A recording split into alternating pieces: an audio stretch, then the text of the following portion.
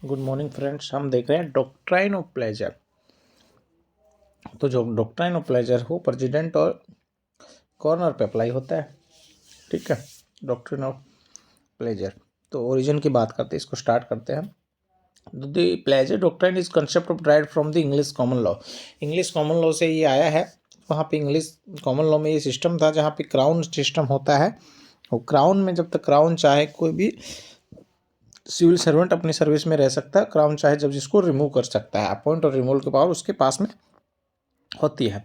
अब Indian constitution की मैं बात करूँ तो हमारे इंडियन कॉन्स्टिट्यूशन में आर्टिकल 310 में बताया गया है, जो क्लियरली कहता है कि every person in the defence और civil service of the union, यानी सेंटर की जो सर्विस है जिसमें डिफेंस और सिविल सर्विस काउंट होते हैं, उसमें hold office during the pleasure of president. जब तक प्रेसिडेंट चाहे तब तक ऑफिस को होल्ड कर सकते हैं। इन case of state, hold office during the pleasure of the governor. ठीक है, तो प्लेजर ऑफ गवर्नर और प्लेजर ऑफ प्रेसिडेंट आपका हो गया। 310 में बताया गया है कि जब तक होल्ड करेंगे एक ऑफिस को, कब तक, जब तक pleasure of president in union case में और governor pleasure of governor in the state के केस में। अब आर्टिकल 311 जो कुछ रेस्ट्रिक्शंस के बारे में बताता है, यानी कॉन्स्टिट्यूशनल सेफ गार्ड्स हम इनको कह सकते हैं कि प्रोटेक्शन है कैसे है। तो ये impose restrictions on the removal of the civil servant. किसी भी सिविल सर्वेंट के रिमूवल पे कुछ रेस्ट्रिक्शंस है, जैसे कि it provide for the civil servant being given a reasonable opportunity for a hearing on the charge against them, यानी given a reasonable opportunity of hearing, यानी उसको सुनने की अपॉर्चुनिटी दी जाए कि आपके खिलाफ ये चार्ज लगे हैं, आप अपनी सफाई में क्या कहना चाहते हो। सीधी सी बात ये है, और ये क्या है, एक नेचुरल जस्टिस का भी पार्ट है। There is also provision to dispense with the inquiry if it is not practical to hold one. It is not expedient to do so. So in the interest of national security के case में ये नहीं होता है। ठीक है, interest of the national security. आप इसका स्क्रीनशॉट ले सकते हो। आर्टिकल 310 311 मेनली यही है बस, है ना। चलिए अब आगे चलते हैं, एग्जाम पर्पज से देख सकते हो आप। आगे चलते हैं। तो in practical the pleasure of the president refer to here that the union government. Practical में क्या है, प्रेसिडेंट रेफर कहाँ पे करता है, यूनियन गवर्नमेंट में। गवर्नर कहाँ करता है, स्टेट गवर्नमेंट में। अब आप देख लीजिए, आपका जो आर्टिकल 164 यानी आर्टिकल 164 है, वो क्या कहता है। वो कहता है कि भाई chief minister appointed by the governor and the other minister appointed by the governor on the CM advise, यानी चीफ मिनिस्टर को आपका गवर्नर अपॉइंट करता है और उसी की सलाह पर वो अदर मिनिस्टर्स को करता है। तो ये कहता है कि it at that minister hold office during the pleasure of the governor, वो अदर्स मेंबर्स को क्या कर सकता है, और उसमें मिनिस्टर्स की कैटेगरी में और ऐड कर सकता है अदर मिनिस्टर को। तो in constitution scheme in which they are appointed slowly on the CM advice, the pleasure referred to is also taken to mean the right of the chief minister to dismiss a minister and not that of the governor। क्या कह रहा है यहाँ पे simple सी बात ये है, कह रहा है कि भाई जो मिनिस्टर्स जो है वो अपॉइंट के किसके एडवाइस पे हो रहे हैं, सीएम के एडवाइस पे। रिमूवल भी कर सकते हो आप, किसके एडवाइस पे, सीएम के एडवाइस पे। तो कह रहा है कि डॉक्ट्राइन ऑफ द सीएम ही हो गया ये, तो है ना, प्लेजर ऑफ द सीएम हो गया, प्लेजर ऑफ गवर्नर कहाँ रहा। तो in short, governor of Indian state can not remove A minister on his own, खुद से वो रिमूव नहीं कर सकता है ना। इन शॉर्ट ये आप कह सकते हो। और history and the origin of the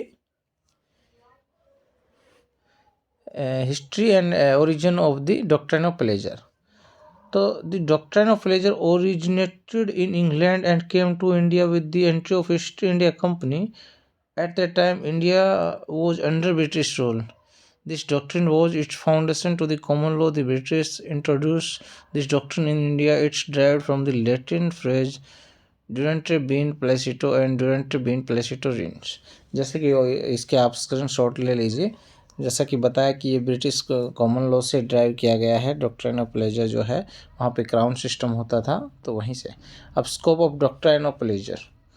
तो the doctrine of pleasure discuss the tenure of the civil servant under the crown in the case of the Shenton versus Smith, है ना, in case of the Shenton versus Smith 1895, और दूसरा case है done versus queen 1986। तो ये दो cases है Privi council के केसेस हैं जिसमें बात की स्कोप की बात की डॉक्ट्रिन ऑफ द प्लेजर की। आप इसका स्क्रीनशॉट ले लें, क्लिक कर ले।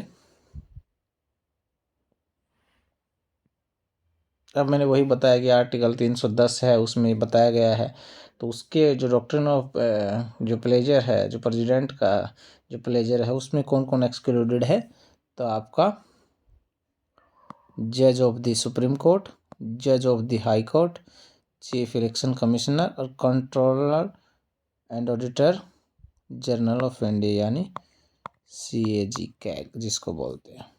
ठीक है, अब कॉन्स्टिट्यूशनल सेफ गार्ड्स की मैं बात करता हूँ, और जैसे कि मैंने आर्टिकल 311 में बताया कुछ रेस्ट्रिक्शंस है, यानी कॉन्स्टिट्यूशनल सेफ गार्ड्स क्या है इसके लिए, तो वही है कि no dismissal by the subordinate authority, कि जो अथॉरिटी जो है ना, लोअर अथॉरिटी जो है वो कभी भी डिसमिस नहीं कर सकते। डिसमिस कौन करेगी? हमेशा सबऑर्डिनेट अथॉरिटी करेगी। तो under clause 1 of the article 311 a civil servant can only be removed from his service by the authority who had appointed him or some other person who has the same authority or the rank as the appointing authority. So any person who is subordinate in authority to the appointing authority cannot remove a civil servant, and in case he does remove him, the removal will not be valid. अगर subordinate authority जिसने उसको appoint किया है या उसके rank के equal जो authority है वही रिमूव कर सकती है, अगर नीचे की अथॉरिटी करती है तो वो वैलिड नहीं रहेगा। जैसे कि मैं बात करूं कि SP है, यानी कि आप मान लीजिए सब इंस्पेक्टर है, जो सब इंस्पेक्टर को अगर रिमूवल, अगर उसके नीचे कांस्टेबल की अथॉरिटी जो रिमूव करती तो कहाँ होगा? वो लोअर अथॉरिटी है, तो उससे ऊपर की अथॉरिटी चाहिए जिसका वो सबॉर्डिनेट है।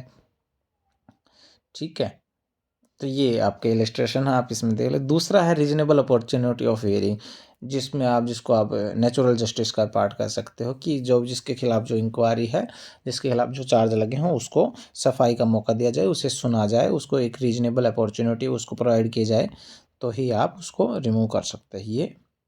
तो ये है आपका doctrine of pleasure. Thank you.